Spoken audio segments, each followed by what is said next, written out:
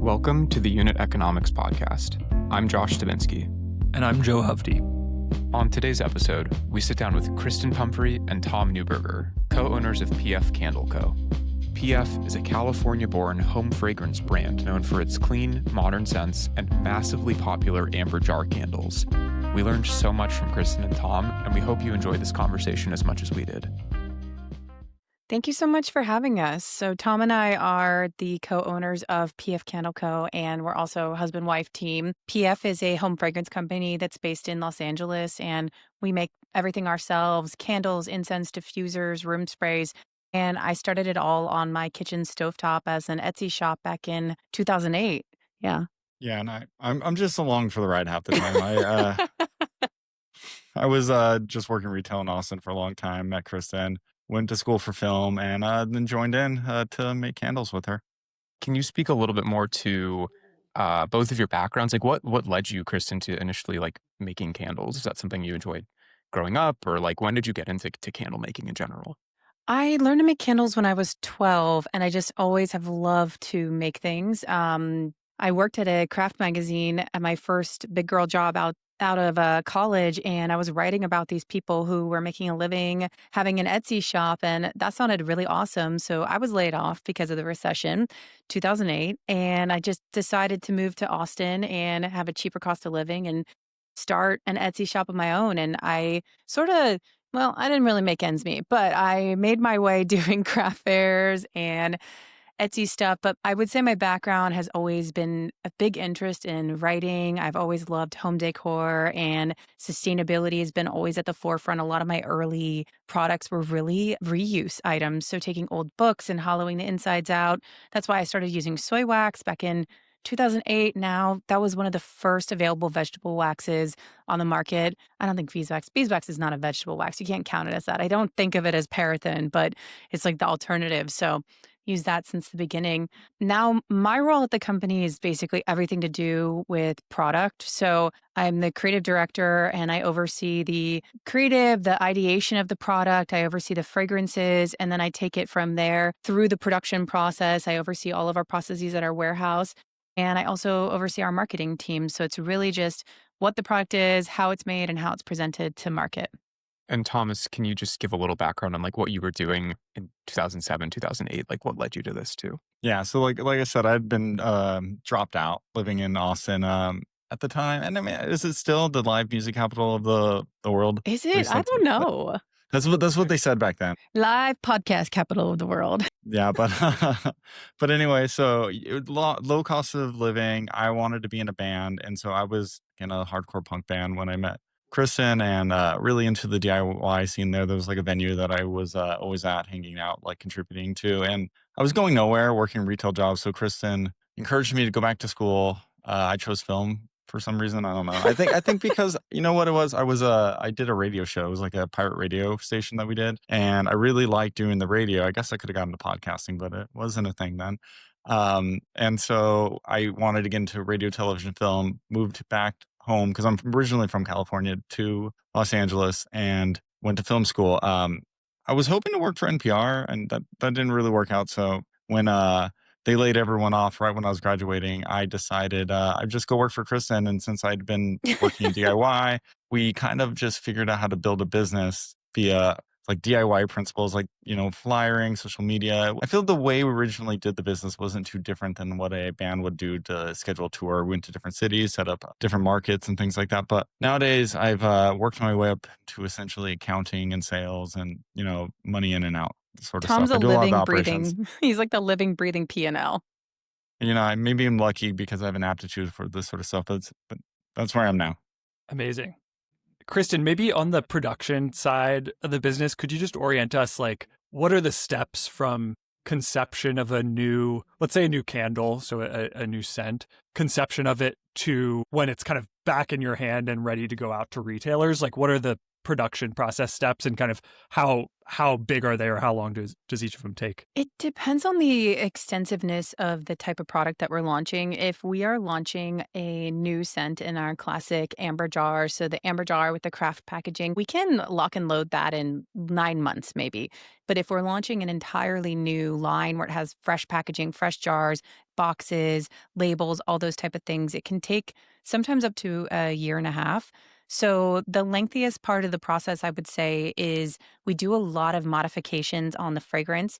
We will pitch a fragrance idea, and oftentimes it starts with a mood board. So it starts visually, which it makes sense because we're so digital focused that it's going to be pulled. We pull really evocative images to sort of convey what we want, how we want it to feel. So say we have a specific note that we want to chase. We will put together a pitch using imagery and then also the notes that we want to hit and pitch that out to fragrance houses. We work with about, I would say, 3 or 4 main ones now that do all of our fragrances for us, and they can create the fragrance oils. They do everything. They do perfumes, laundry detergents. They do flavors a lot of times. There's actually a big intersection of flavors and fragrances. So super interesting, the fragrance industry. But once we get back the samples from them, we will smell them all. We'll have a smelling session. And then we take the ones we like and we'll pour it into wax because that's going to change the way that it smells, essentially. The mods, that's the part that takes process because we might go back 4 or 5 times on a specific fragrance, whether it's add a little bit more sandalwood, make this one smell less smoky, or it's not throwing. We need it to be stronger. We need it to be less strong. Can you get the cost down? So that could take a couple months there. And after that, again, if it's an easy process and it's just in our regular jars, it's really as simple as adjusting the label and ordering the new materials. And those can get integrated into the production process really simply. But if it is a entirely new process, that's quite an undertaking because not only do we have to order all these new materials, work with new vendors, but we have to fit it into our finances. A lot of our finances are pretty steady because we know what we're going to sell month over month. You can even predict it in terms of how much we're growing per year or not growing and look at that a month over month. But when you have these big MOQs from new vendors, that can really screw up your finances. So that can be a big part of the process. What have you learned about how to effectively work with the fragrance houses just as you've gotten better at like the back and forth process? Like, how does it look different now than it did maybe 5 or 6 years ago? I wouldn't say 5 or 6 years ago, but from the beginning, all of us, Tom included, have taken fragrance and perfumery training. There's a really great place here in Los Angeles called the Institute for Art and Olfaction. It's a nonprofit, and I personally feel that their perfume training rivals that of Grasse, which is the big spot that you go to in France for training. So now, instead of just going, I don't like it, it doesn't smell good, it's a little like this, you can really pinpoint and say, oh, I think there's a little bit of an ambery note here, or this ambroxan is doing this to the fragrance. You can actually look at the notes in the materials list that you get and be able to give better feedback in that way. That makes sense, yeah. When you first were starting to work with these fragrance houses, like how did you even find them? Like, did you know where to go initially? Like, what were the very early days like in working with them? I did Didn't they not come know to how. us? They came to us for sure. Yeah, I did like the not know first how one to just find them. No, they just started coming to us. I don't even know how they figured that out because we weren't even a big company, right? When we first started working with our first fragrance house, Yeah. we were like in So that studio downtown. when you first start making candles, there's a lot of companies that have commercially available fragrances that you can buy and you can mix them yourselves and mix them together. And if you see people at craft fairs, that's what a lot of them are doing. And that's how we got our start, you know? But we started to blend those materials together and then we're buying more and more. And then the fragrance houses started to approach us and say, hey, you can pitch to us.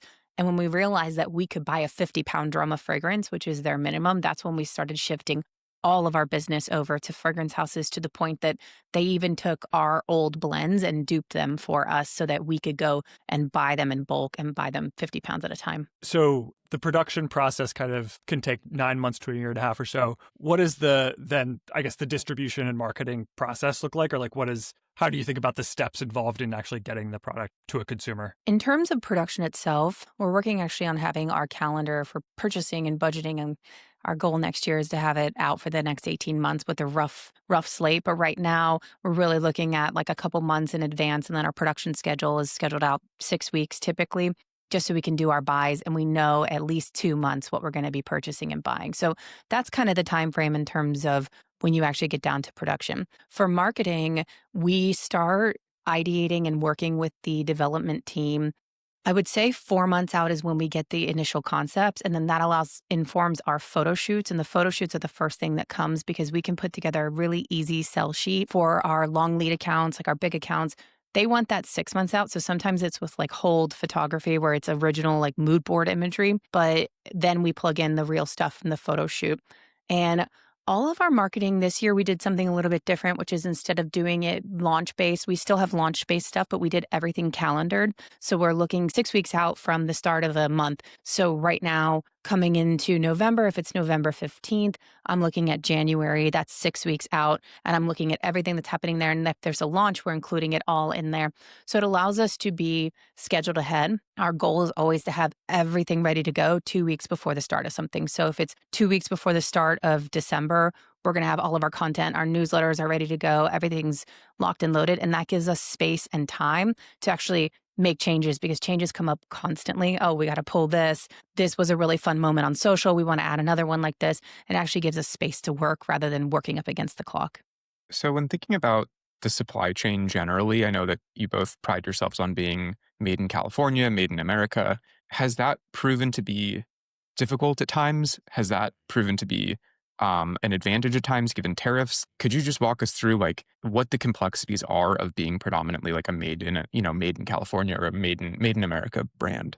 I think we've had this conversation before with someone where we come to the realization that a lot of the times our locality of why we make everything here, why we source everything here was just out of necessity, that we started making candles in our kitchen, right? And so like we were just looking for sources we could buy today. Like we didn't have access to buy five. I mean, at the time we were making 100 candles maybe at a time. So buying 100 candles wouldn't be sufficient for any sort of minimum order quantity from any import vendor, right? So what we had to do was always source from here in the US. Half the time, the product that we're sourcing here from the US was just brought in from abroad, but some of it wasn't. And so it was more just out of ease and flexibility because we needed low MOQs. We needed to get it very quickly, and we didn't have a lot of cash flow to sink into inventory that was going to come in like 5 months. Because when you order from abroad, you have to pay 30% down, and then you have to pay the rest when the order is ready for you to ship. And that wasn't something we had the ability to do then. So we were just buying things as we needed it, trying to find people to give us credit so that we could pay 30 days after we got it. And that was easiest to do here. So that's how we got into it. And then also, I mean, once we were making it ourselves and figuring it out, that was kind of our core competency. That's what we did. Why would we give it away? We made candles. Is it an asset today? Sort of. I mean, one of the things we have is that we do source, I would say primarily most of the stuff that we have is made here in the US. Like most of the ingredients, like the wax and candle, that's all sourced here domestically and made here in the US. The wicks are manufactured here. Some of the ingredients in the fragrance can come from all over the place, but because most of the stuff that we have is made here and we're assembling and putting it all together, making the candle here, the price increases that are happening because of tariffs are not happening across the entire board of our product, right? They're just like 30% on one component. That doesn't mean 30% of our total price is going up. So we've been able to keep our prices pretty steady for people and to keep our turnaround pretty quick because there's not a lot of confusion about what's going on with us. We know what's happening. We know we're going to see price increases. They're going to be more minimal for us than they are for other people. So we're able to try and keep our prices low and try to keep it good. So I think being domestic has been an asset over the past 5 months or so. I was curious about you mentioned in the beginning, I think it was suppliers to give you credit for, so like you could pay 30 days later or something. Mm-hmm. You just talk about that, what that looks like and how you go about negotiating that with a supplier. That's such an opaque process to me. I mean, it really is culture to culture, to be honest. So here in the US, net 30 terms, which is paid 30 days after you get it, is pretty standard. We force it onto our vendors a lot of times. The people who buy from us are doing the same thing to us. And sometimes they're, depending on the size of the vendor you work with, they have more influence to make you get bigger credit. So once upon a time, we worked with Target. They had net 90, which is 90 days after they receive it, they pay us. That was gnarly. 2%. If they paid it before those 90 days, they got a 2% discount. So that wasn't a choice we made. Target told us to do that. We generally get net 30 terms, and it's just kind of standard, and we have to apply for it. But again, it's culture to culture because when you order abroad, like if we're ordering from China per se, they don't do terms. I mean, they want to make sure they have the money. If they're going to go through the operation, they don't want to deal with the credit. Yeah. And also when you're going on over international borders, the law like how do you collect that money if you owe it? Becomes very difficult. They tend to just want the money. So it's generally just asking for it and then hope they give it to you. So it's one of the reasons why we actually really like working with our domestic vendors because they're really used to the being asked for credit terms, and it's a process they have. You just fill out an application and they contact your bank. They talk to the creditors that you have and they ask, hey, do they pay on time? And we always do, so it's never been a problem for us. Are there any other ways that the business has gotten, like, how's it gotten much more complex financially as you've scaled? Like, it sounds like maybe Yeah. this is one way, but like, just in what other ways does it get harder from that standpoint as you grow bigger? We try to keep everything simple because I'm doing most of the accounting myself with an offsite bookkeeper who goes over our books. But there's credit terms that we give to people and that we have, so we have to balance liabilities that we may owe into the future. Some of those are very complex, and we don't always have our head wrapped around them.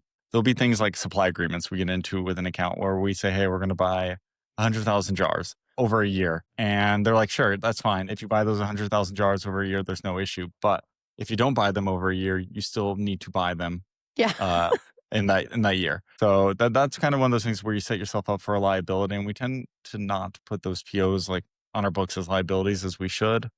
We keep track of them, but generally like not in the best way. So you just have all these different running tabs where you have liabilities that you have in the future that maybe sitting on your balance sheet, may not be sitting on your balance sheet. You have credit terms that you're giving people, your credit terms you're getting from people. You have cash that you have to pay people with, or like payroll. Payroll, you generally can't pay on credit. You have to pay with actual money. So you have to like keep enough money in the bank to make sure you can pay the things you have to pay. Then I try to pay everything with a credit card or some other credit too, to extend those credit terms even further. So we're just always just trying to figure out a way to not pay it today so that you have money to pay for the things today that you have to pay for. And then while at the same time trying to get the money that people owe you that they don't want to pay today. And it's just like this running thing of just trying to get money. I think one of the things that's gotten so complex too is our forecasting and our demand planning. And that's something that's a big theme for us next year is drilling down on, we have our sales team forecast, and then we pass that off to our purchasing team. They're purchasing. The purchasing team, it's also sent at the same time to the production team. They're scheduling everything. But right now, when costs are so high and our margins are just razor thin right now, we really have to be specific about what we're ordering and looking at those projections again and again. So we're implementing a new system of essentially a stop measure where we just stop and we reevaluate all of the projections that we have to ensure, like, go against what is the velocity of this? How does this look?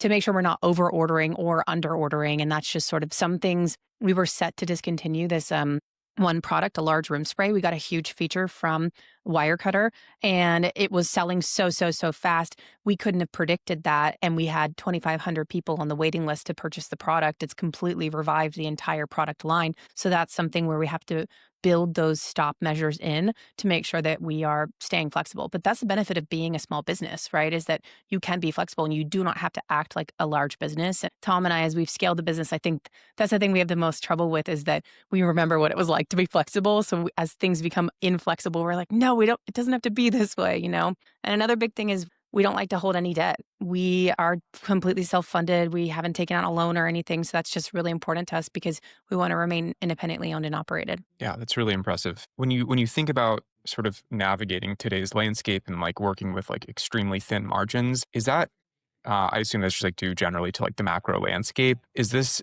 sort of new territory for you, or has this been something that's just popped up and been spiky over time?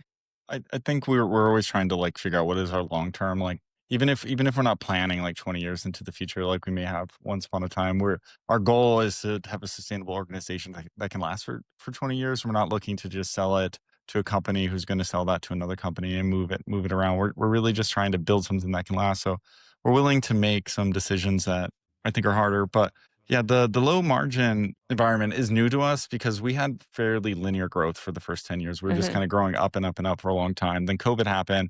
We were part of the consumer product goods that people could buy because they had a lot of money. They didn't have a lot to do. So they're buying candles, they're buying home fragrance. And so our business went way up. And then when they weren't stuck at home and they wanted to do other things. They were buying less candles. So the business kind of went down a little bit. So It's essentially evened out. Like that was a huge like bubble for us, so we've had to just adjust to that bubble. And because we really wanted to minimize job loss, one of our biggest expenditures is payroll because we just didn't want to have people lose their jobs.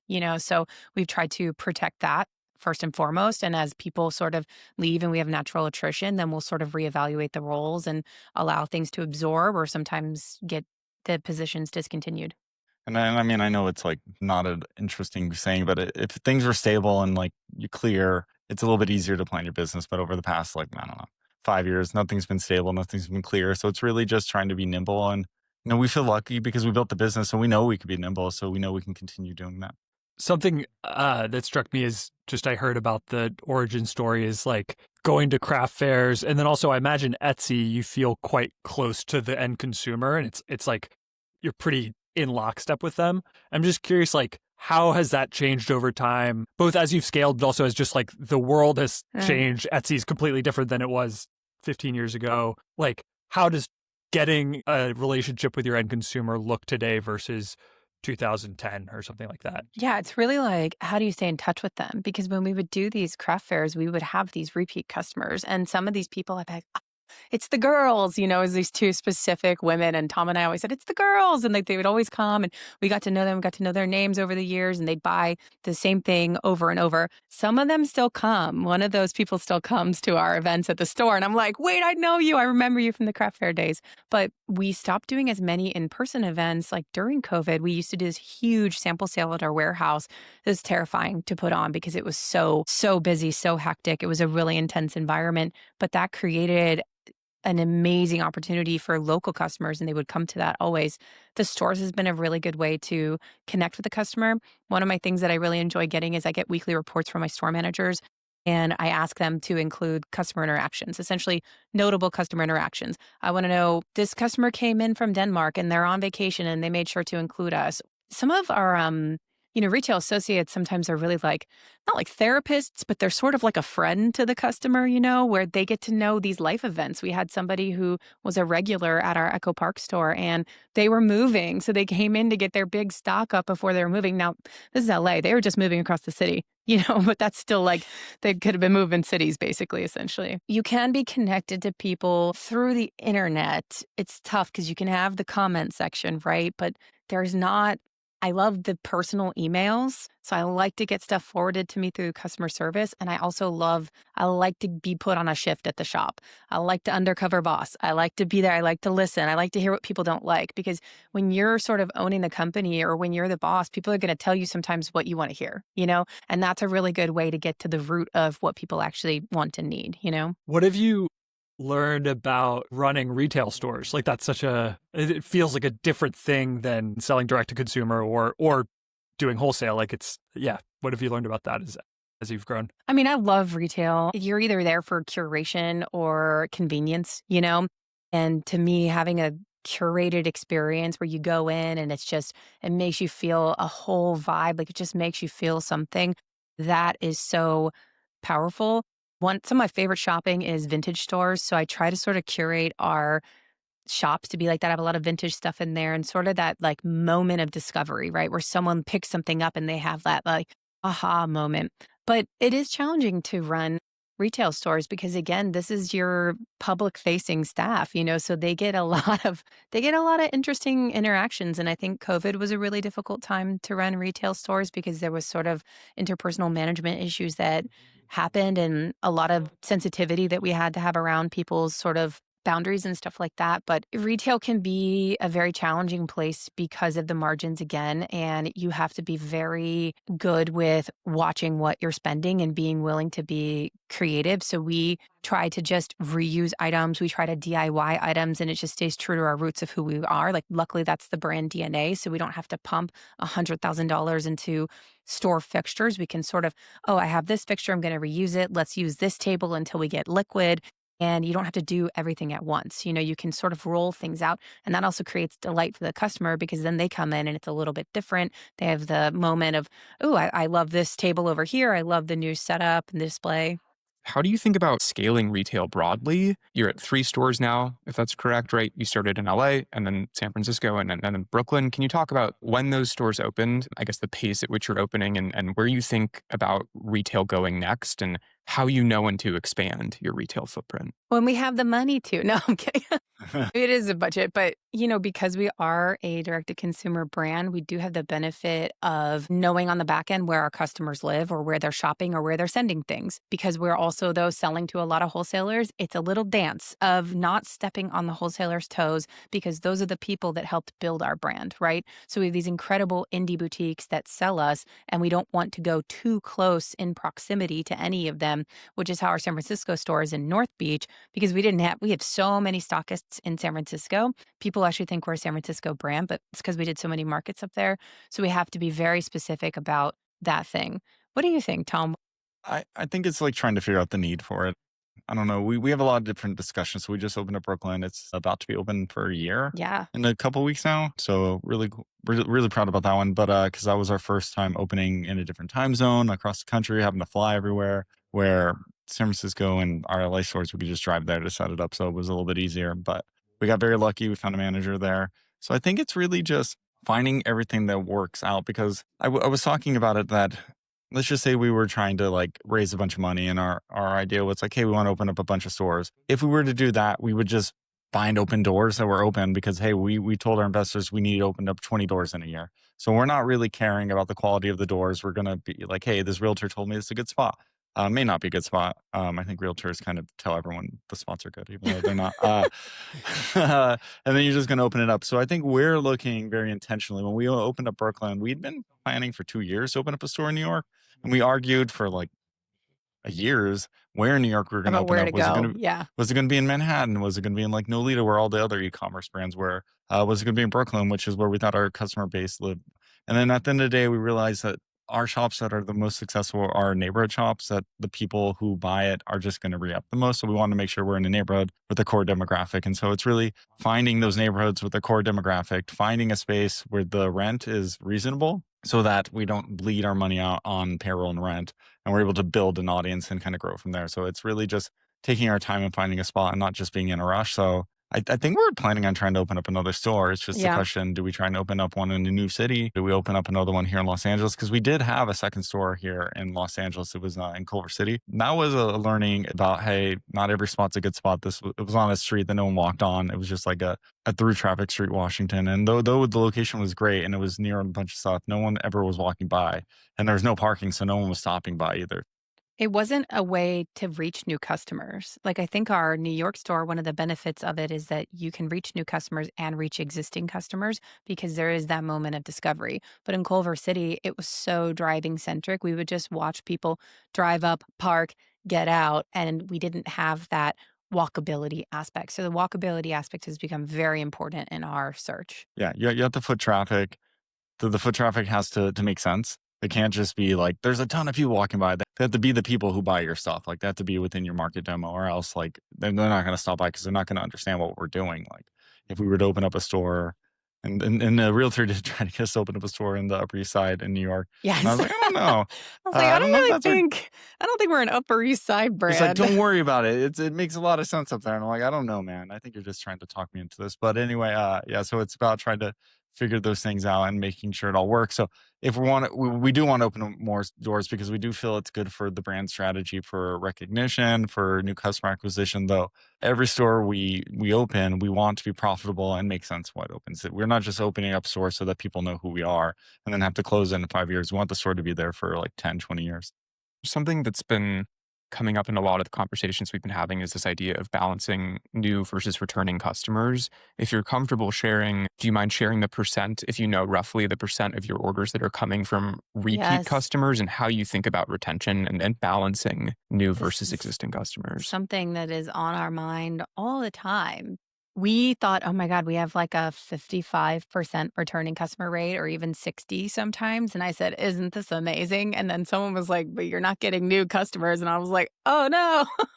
And that's kind of been then our thing ever since then, is what moves the needle on new customers. And this year, Tom's been doing a lot of deep dives into what actually makes a new customer convert. So it's harder to track what that first new customer moment is. Where did they discover you? Because digital attributions are going to be all over the place, right? Google's going to say, I got it. Instagram's got it. All of them say they have it. But you can track sort of on Shopify on the back end there what actually makes them convert. And shockingly, we had thought that our collaborations was going to be one of our biggest converters for new customers. We did a really big collaboration with Snoopy or with Peanuts last year. We thought, this is it. We're going to get so many customers. It's going to reach that nostalgia base. It's going to reach Gen Z. It's going to be great. And our returning customer rate for that was 80%. It hit like mainly all our customers. They were just like, yeah, we love it. It was too much Venn diagram. It was too much of that. So the balance is really important. The number one thing that drives new customers to purchase is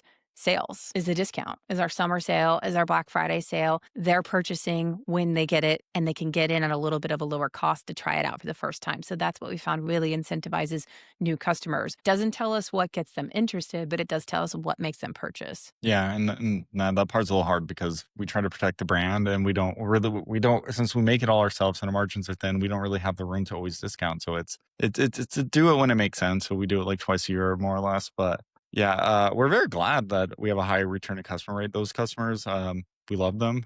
They're the reason we're here, and they're very loyal, and they come back, and they're here for years. That you can even see it with our shops. It's not just our direct to consumer customers. I find it so interesting all the time that when I'm porting orders over into our books from our sales thing, and I'll be like, this account has been ordering for us for 13 years, Yeah. guys. And it's just like, customers stay with us and it's good. But, we're always looking to try and get new people in there because we know people do like our product. I mean, if they're that loyal, we make something good, and we just want to make sure we can get in front of more people. I mean, I think what Tom said about the loyalty is so true, is that I think it speaks to the way that we like the price point and sort of the brand story and like what people connect with. And having these people who've bought for literal years, like my craft fair people, I'm like, they are still with us. And that means so much to us. For new customers, the challenge is that a lot of people are familiar with our brand, but there may be a pinpoint of why are they not purchasing and what's going to make them see PF in a different light. Maybe they've sort of already made their mind up about what PF is as a brand, or, oh, it's not a luxury brand. I want it to be this, or they make their mind up because of a certain retailer that we're in. So that's a harder challenge, is figuring that out. You mentioned earlier a Wirecutter article as driving a bunch of traffic and conversions to the site. Are there any other examples of kind of surprising marketing or PR things that have worked really well that maybe you wouldn't expect outside of paid media, things like that? Wirecutter and Strategist are probably two of the best placements in terms of actually converting things. They really, really move the needle. But the interesting thing with press that I find so interesting right now is I had been feeling for a little bit like, is press as important as it used to be with the changing dynamic? And now with AI, press is more important than ever because it's going to index all of those times that you're mentioned, even in a listicle. So something that you may think, this doesn't convert, it adds to your overall brand reputation online. So that's very interesting to me. One of my favorite stories is what kind of put us on the map back in the day in 2014 was through an independent stockist that she was also a YouTuber, and she had gifted one of our candles, the teakwood and tobacco candle, to her vlogger friend, SC Button. And SC Button was huge on YouTube, right?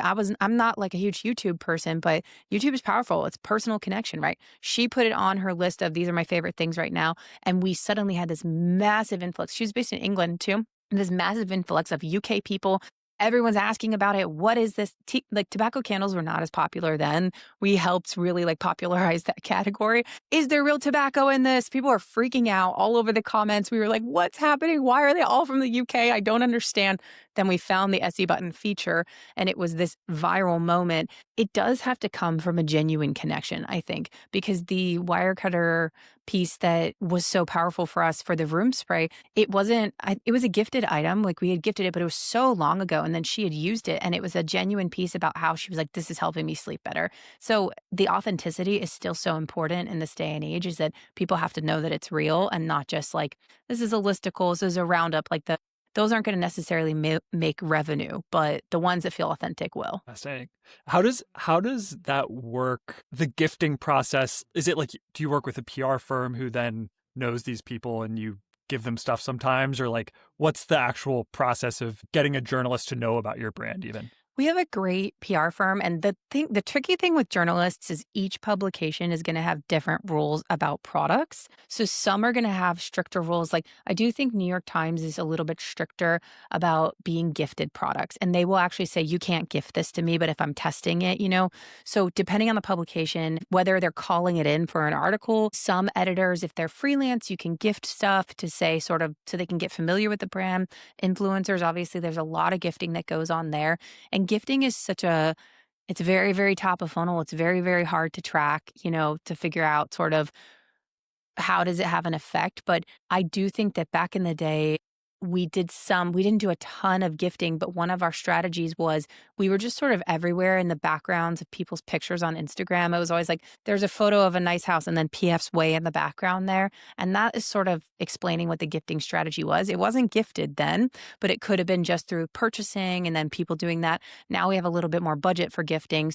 I do like to do that. I do like to build relationships with influencers so that it can build into something bigger and it's not just like, here's free stuff, Shifting gears a little bit, how do you think about the home fragrance market broadly today? It feels like it's a pretty saturated space. And so from my understanding, when you first started, the idea of like a unisex candle with like this like sort of utilitarian branding was really novel. And I'm curious like how much of that idea you can still just depend on versus like where do you need to innovate and like how do you think about sort of cutting through the noise today? It's hard to say because I think after 2020, it was like everyone and their mom had a candle company, and it became very, very competitive. And everyone's sort of like, well, my differentiator is this wick or my differentiator is this type of jar. It's calmed down now a little bit because just the home fragrance market has cooled since 2020, since the height of the pandemic.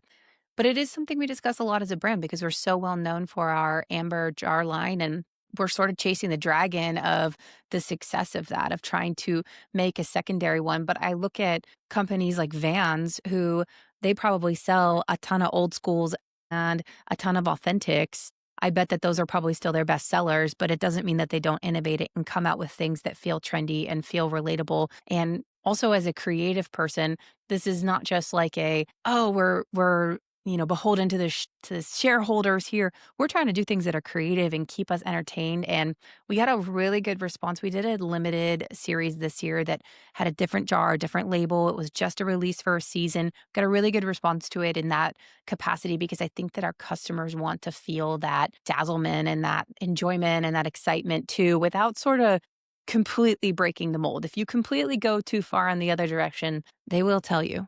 They will just not buy it. Any examples of that happening with partnerships or anything like that that was just kind of too far? I would say we had a line that it's about understanding why your customers come to you. We were trying to chase the natural space and the sort of people who are worried about, we use natural and synthetic materials in our fragrances. It's super cost effective and it's also really great for artistic palette, right? But we said we're going to do an all natural line and we're going to chase that like wellness trend, right? And we did it in a terracotta pot. The terracotta pot was completely custom. The box was custom. The fragrances were super expensive. So the candle was really, really expensive. And it didn't glow. It didn't have that like lovely glow from within. So it sold very, very slowly. And because we had a really high MOQ from the vendor, because we got it custom, it took us years to get through the vessels themselves. So that was sort of an operational tie-in that was the cherry on top for sure. So now we try not to do as much completely custom work. We try to make it still like just slight customization to keep the MOQ down on stuff. There was also our alchemy line that we came out with like a year and a half ago, and I think that one was more that we had trouble like communicating the value proposition and the Yes. innovation we did. The fragrance oils that we were getting were formulated to be boosting, like they would make you happy or they would make you calm. It was backed by research. It's a thing called, it's mood tech, basically. It's backed by research. And there's some perfume brands that are using this mood tech, but our customer base, they just didn't care, Yeah, and then like every time someone would try to sell it to them, like people just kind of glaze over and they Yeah. didn't really care It about it. just So did we not realized land. after a bit of the value proposition that we were trying to innovate it with, like people weren't interested in it at all. Was that surprising? Like, did it feel when you were developing it, did it feel like it should be a hit or did it feel in retrospect like you were you were extending yourself and it wasn't actually in line with kind of the core of the brand? You know what? The thing about that is that it was all of these are learning experiences, and sometimes they're very expensive learning experiences depending on the customization of the MOQs, right? That was another experience of people shopping with their eyes first. We're still a digital first brand. Like 55% of our sales are through our own website. They're through like basically direct to consumer, right? So it has to be visual first. And I think that people didn't connect with the way the wine looked. We were trying to use color, but we used it in this very bold way. So backing it up now, I can better understand where we can take the risks is that I really feel we can actually take the risks on scents, and we can't take the risks as much on packaging in the way that it looks, because it's so important. I mean, it's a piece of decor in people's homes. It's so important to them that it fit in. How do you think about pricing generally? Like, where does that fit into the equation? How do you balance and find the right price point? I think this is kind of a learning There's a lot of experience for us. spreadsheets. A lot of spreadsheets. We just started with the price initially, like the candle, like the first amber jar candle. Kristen, you're selling for $16, right? I don't even want to say. I think it was like $14, but I want to tell you that I was just selling at craft fairs and I was not running cogs. I was just like, this sounds good. The way I did the prices, that's how much I would spend on it, you know?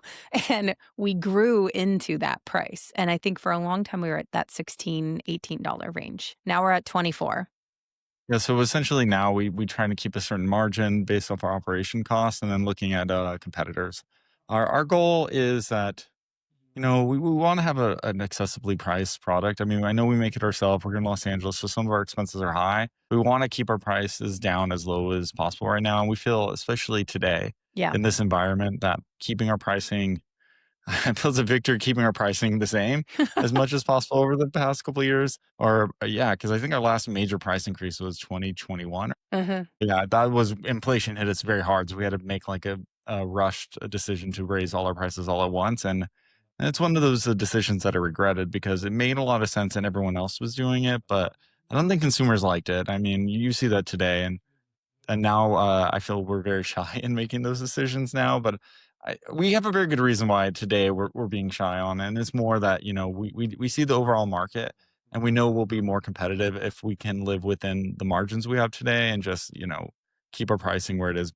We also now are doing more competitor research and Mhm. seeing how we fit in with them, because like that gives us more of an excuse if we're selling something like, I don't know, one thing we were looking at, we're like a half of the price of everyone else. And we're like, well, we have some room to get decent margins here now. So I can give you an example of a time where we missed the mark on pricing, because PF is an accessibly priced brand, right? For most people, it's reasonable. They can burn it every day. For some people, it's like, oh, they're buying a luxury candle and we're very affordable. And for some people, they're sort of coming up to us, where they're graduating from a Target candle and they're coming up to PF. So we have the full spectrum, but the price point has been really important to us. We've released hand soap in 2021, I want to say, and we did all of our research. We pulled all the data in terms of competitor analysis, and we said, okay, this 8-ounce bottle of hand wash is going to be $18. It's in a glass jar, right? Organic Castile soap base. And it was an amazing product. It was such a great product.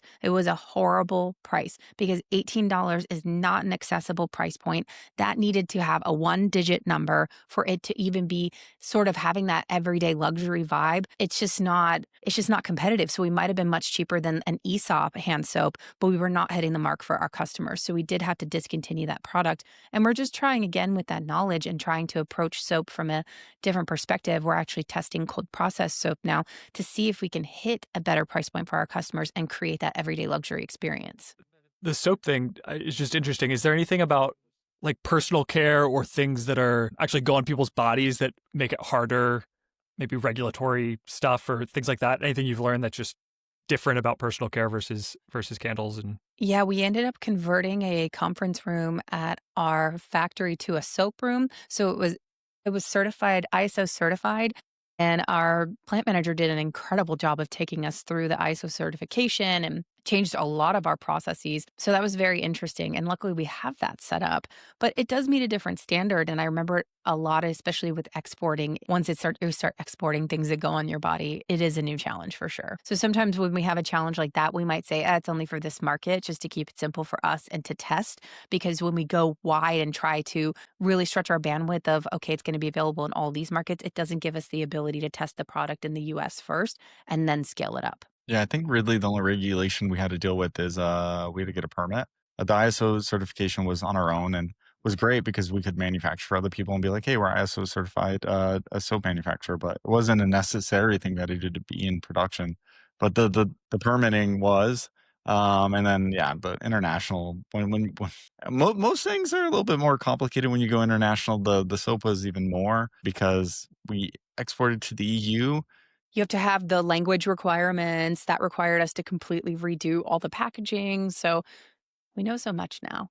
I think it's pretty remarkable that you've been able to scale to this size while being entirely bootstrapped. And I think it sounds to me like that's just provided a lot of flexibility over the years for you as you've thought about how to keep prices lower and where to open, your next retail store or not open your next retail store. And I'm curious if that's something that you're really firm on, like in perpetuity. Like, is that a forever decision, or how do you think about scaling, and where do you think you go from here? Gosh, it's so hard to predict what the future is going to hold there. I think so much of this company, like I came up in the girl boss era and it was all about like, I'm getting this VC funding and I'm going to scale it and grow it and do that kind of thing. And in the age of AI, it feels like job security, not only for me, but for my staff as well, to own a company that is manufacturing a real product, right? And that's not something that AI can do. That's not something a robot can do. Like you do need people to make that. So there is a bit of that element of like manufacturing is going to continue to exist, but it just sort of also depends on like where Tom and I feel. If we have other sort of interests we want to pursue, something that we kind of considered is like, okay, who are we going to replace ourselves? So we're talking with people on our team of like, oh, in maybe 10 years, like I want you to do this role and that kind of stuff. And that stuff's exciting for me because to think, that you can have an impact in someone's career feels really, really cool. But yeah, we're sort of taking it day by day. Unless Tom has a different answer. No, I mean, of course, it's day by day. I mean, I don't know. This is hard because because we've been so disciplined with our finances and running the company, we're in a pretty good position that we don't have to make those decisions. Like if we need a significant amount of money, maybe we'd have to go to someone else to get it and give up parts of our share. But I'm not sure what we would get from someone other than lessening our responsibility, which maybe that's something we want to do when we get older. We're both 40, so well, I'm not 40 yet, but about to be 40. He's about to be 40. 3 months older than him, and he just gives me so much grief on it. I'm only halfway through my work career. I still have another 25 years to work, right? Well, don't say that. So I don't know why, but that really depresses me to think I like, think oh about my that all God, the I got 25 more years. So we have some time to make decisions of what we'd like to do, because it's not like retirement's coming up anytime soon for us. But I mean, we both enjoy what we do, find great pride in being able to do it the way we do, and we feel lucky and privileged to be able to do it this way. And it was just some decisions we made at the very beginning, banking choices not everyone would make to grow their business. So that's a decision we get to make if we wanted to, and I don't think we're like wholly looking to do that anytime soon. I feel like that ties into earlier, I think, Kristen, you had said there are aspects of the business that are kind of creative expression that keep you energized and are, just make work fun and aren't entirely like economic decisions. Is there anything else that you can think of that's like been energizing for you in that way and that you think of as like a way to express yourself or a thing that keeps you going as opposed to like a strictly business decision? Yeah, I wear a lot of hats at this particular moment where I've sort of absorbed different roles. So I can tell you very clearly what gets me energized and what does not, like the different aspects. Like it's really fun to do photo shoots and to figure out like how to creatively express, like figuring out how to make smell-o-vision, right? Essentially, like how do you express how this scent is going to make you feel and smell? I love to write, and I've really gotten back into writing. And I launched a Substack, which has a very small readership. It's very, very small, but I'm using it sort of as like a scratch pad to work on my larger scale ideas and sort of I will write something out there first, get all the like whatever out, and then you can come back around and like launch a better one for the main mailing list, or even like pitching to my team of like, here's an idea I've really been thinking about. So that's been super fun. I love to shop, and not in the like I love to buy stuff type of way, but I love the creative energy of going to an incredible store with someone's vision and just getting that charge of like thinking about all these items and they've put them there specifically. I'm about to head to New York, so I get to hit a few of my favorite stores. One of them is Front General in Dumbo. And it is just half vintage store, half general goods store. And it's so fun. So those are the things that really like keep me going. And then I also just love to like see, it's really cool. I've worked with a lot of my team for a long time now. Tom and I have been here a long time, but I have my first person coming up on their 10-year mark. And to see growth for them and to see them change and grow in their career has been incredibly rewarding. I think we have time for one more question. So, for both of you, what's been the biggest surprise throughout the entire journey? Oh my God.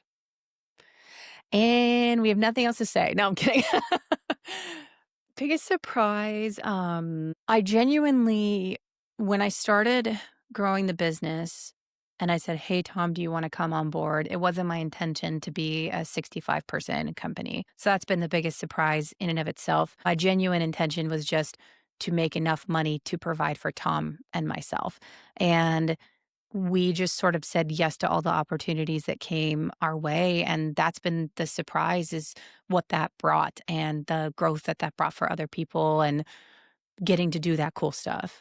There's a lot of things I could say that I don't know, were surprises that I had to deal with, or maybe other stuff. But maybe the fact that, focusing on what you do well and just getting better at it, and it is a way to find success. I don't know. I think a lot of times you have a conversation like this and you ask, what attribution get you good results or something. And people may come back from that thinking that, hey, if you can just land this one article or something like that, it's going to change your business. Or if you find this one investor, it's going to change your business. But if you do something cool that people like and you really focus on it, I think that is maybe the key for success. I mean, it makes sense in economic terms, right? Like you got to have a market distinction. So if you're doing something different than other people, like you're not doing the same thing they're doing to find success, you're more likely to find success. So I think that's maybe been the most surprising thing, is that actually working out and us just being like, hey, we're really going to focus on what we do. We're going to focus on this core competency. And I think when you do that, you find the most success. Yeah, you don't have to be anyone else. You can just be yourself and just communicate what you're doing. With this mantra, do cool shit. And it's very much just like, do the cool stuff, show people that you're doing it. And then you don't have to make up reasons why people shop from you. They shop from you because it resonates with them. Yeah. And then when you ask about like our brand story, our brand image, it's very easy because it's what we've been doing. It's what I've lived. It's our decisions we make because it's the decisions we think are the best decision. So it makes things easy, and it gives you a kind of a pathway to go forward. A true North Star is what's called. A North Star. A North Star. There you go. What a great note to wrap up on. Thank you both so much for joining today. If you want to tell listeners where they can find PF Candle, please feel free to do so. We're at PF Candle Co. on Instagram and pfcandleco.com. And then you can find us in one of our shops in Brooklyn, Los Angeles, or San Francisco. Incredible. Thank you so much. Thank you guys so much. We hope you enjoyed the episode. If you want to get 20% off your next order at pfcandleco.com, you can use code UEPOD, that's UEPOD, at checkout. Make sure to follow or subscribe wherever you listen to podcasts so you can stay up to date with our latest episodes. Thanks for listening.